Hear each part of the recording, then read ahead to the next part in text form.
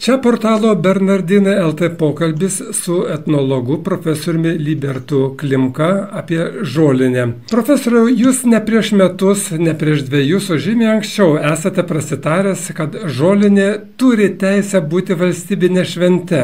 Kuo ji mums tokia svarbi ir kodėl jūs tą dieną taip sureikšminate? Žolinė tapo valstybinė švente 2000 metais. Nežinau, ar mano prasitarimas čia kažkiek padėjo tam aktui, bet iš tikrųjų ši šventė yra svarbi. Ir didžioji Lietuvos dalis tą šventę žino nuo senų laikų ir pažymi su savo tradicijomis. Manyčiau, kad labai gražiai šios šventės esmę atskleidžia mūsų kalbos priežodžiai ir patarlės. Štai sakoma, ant žolinės javų pilnos šalinės, ant žolinės vaisius Dievas prinokina ir savo vaikučiams išdalina. Tai rodo, kad ši šventė yra susijusi su kaimo žmonių rūpesčiu, kad derlius jau užaugintas ir jis turi būti laiku nuo laukų nurinktas. Ir štai va tas rūpestis, kaip tik ir sureikšmina laikmetį. O laikmetis koks? Diena sutrumpėjo.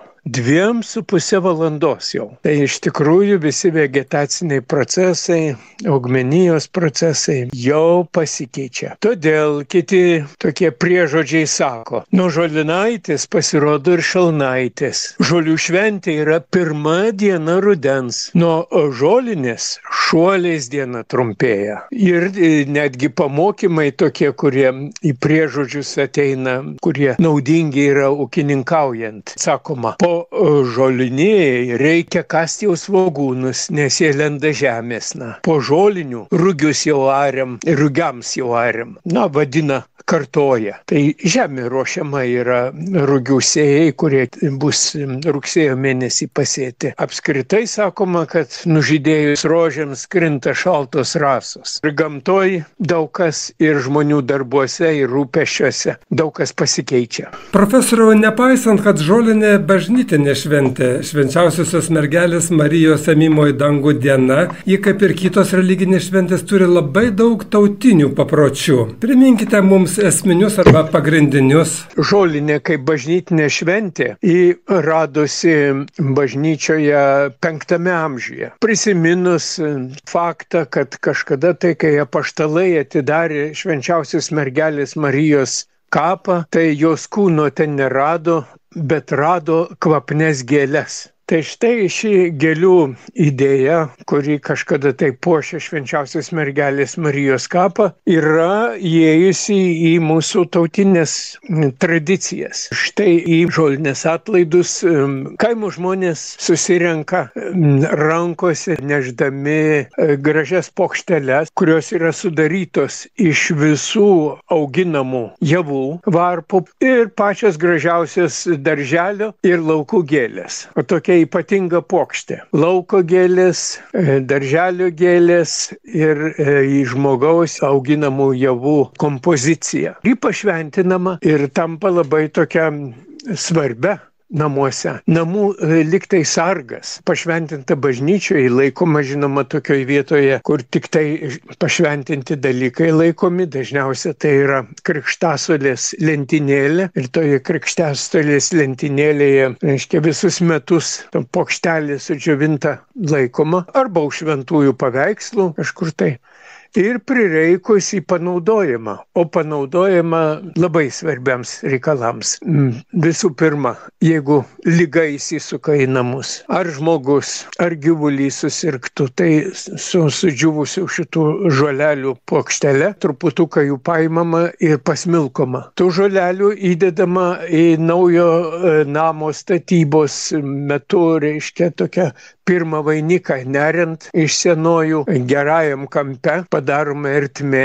Tokia kryžiaus pavydalo meistrai iškerta tokią ertmę ir ten tų žolelių truputį įdedama. O kartu ir pinigėlis sidabrinis būdavo senovėj dedamas ir šventintos žvakės trupinėliai sudedami. Tai tiesiog apsauga nuo visų bėdų, kurios gali ištikti šeimą. Ir net naują avilį bitininkai pagaminę būtinai, reiškia, tų šventintų žolelių truputį įdėdavo. O kokia nors stichinė nelaimė gali grėst. Ateina toks juodas audros debesys. Tada namai pasmilkomi, kad žaibas neįtrenktų į juos. Taip kad matote, šito žolelės padeda išgyventi visokias bėdas ir tai, kad šeima būtų apdrausta nuo visokių netikėtumų ir nelaimių. Gerbiamasis profesoriau, žolinė plačiai švenčiama visoje Lietuvoje ir net už jos ribų, kur gyvena didesnis lietuvių bendruomenės. Ar jo šventimas visur yra panašus, ar turi ir tokių išskirtinių bruožų kai kurie regionai? Iš esmės tai yra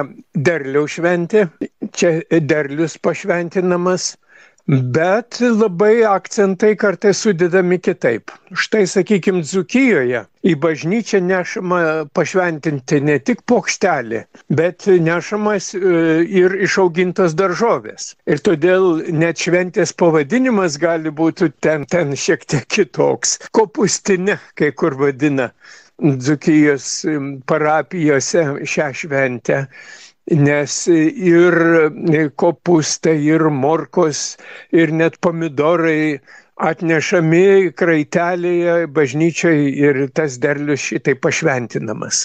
Rodūnės apylinkėse, Vilkaviškio apylinkėse ši šventė vadinama kanapinėlė. Kodėl? Todėl, kad ten į puokštę būtinai būdavo kanapės stiebelis įdedamas ir jis naudojamas milkimui. Taigi jau yra tokios lokalinės ypatybės, kurios šią šventę šiek tiek skiria. Viename mūsų etniniam regione gali būti vienaip pavadinta ir tos tradicijos šiek tiek kitokios. Na, o kas bendro yra žolinė šventėje, tai kad žolinė yra giminės susitikimas, kad tai yra visai plačiai giminiai puikiausia proga po atlaidų kartu pabendraut, pasikalbėt, pasivaišint ir sužinot, kaip sekėsi šis metas, kaip viskas užaugo, ar kokia nors nelaimė neatsitiko šeimoje, gal kam nors reikia pagalbos, gal kam nors reikia paramos, išaugintų, gerybių reikėtų pasidalinti, ar dar kas nors. Ir todėl po bažnytinių atlaidų giminė susirinkdavo labai dažnai per žolinę, gražus oras būna. Todėl dažniausiai tas susitikimas vykdavo gamtoje, kur nors gražioje vietoje prie ežero ar ant kalnelio patiesiama staltiesė ir ant staltiesės sudedama, kas skaniausia buvo, dar nuo darbymečio likę. Ir pasivaišinama kartu, ir pasišnekama, ir pasitariama, kokios pagalbos reikia kam. Dar vienas priežodis sako, kas neteina per žolinę susitikti, tas bus nelaimingas. Profesoriau, jūs taip pat esate prasitaręs, kokia bus žolinė, toks bus ir ruduo. Dažniausiai taip. Tai pastaraisiais metais, bent kada aš pradėjau jau sekt, tai tikrai labai susitikimams palankus tas oras būdavo per žolinę. Ir jeigu graži žolinė, tai bus gražus ir ruduo, taip?